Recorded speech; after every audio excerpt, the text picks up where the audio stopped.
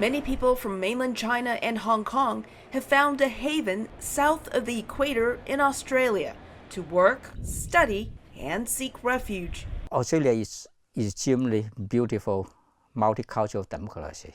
Originally from China, Feng Chongyi is a university professor in Sydney. In 2020, China's state media Global Times accused him of being an Australian spy, alluding to a 2017 trip back to China when Feng was questioned by authorities. Feng refutes the accusation and told the South China Morning Post it's part of China's propaganda machine.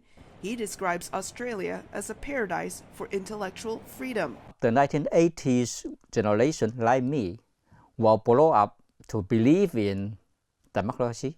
In 1989, he witnessed Beijing's violent crackdown on the pro-democracy student movement at Tiananmen Square. I came here to escape China. Fatima Abdul Ghaffur also left China to seek freedom. She was born in the place she knows as East Turkestan. China calls it Xinjiang. But when I left China, it's definitely because I saw I could be forever a slave.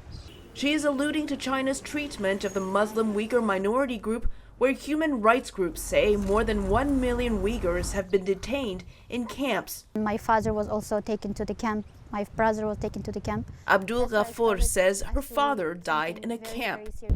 Marriage brought her to Australia after she lived in the U.S. More than 650,000 Chinese-born immigrants live in Australia, making them the third most populous group behind people from England and India.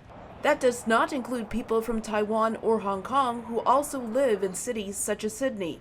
Many are too afraid to speak to VOA. Because they do have very strong leverage. Their family members still in China.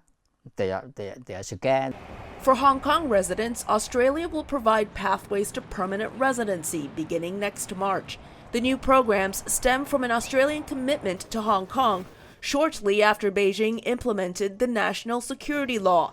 The security law was a response to the 2019 pro-democracy protests, but critics say it limits free speech.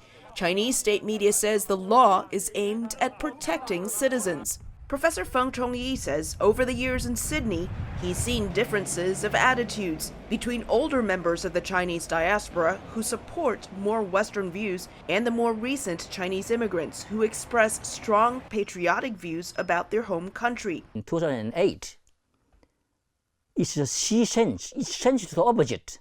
The Chinese students and Chinese immigrants again come out on the street, but this time to support Chinese government and suppress the Chinese democracy movement.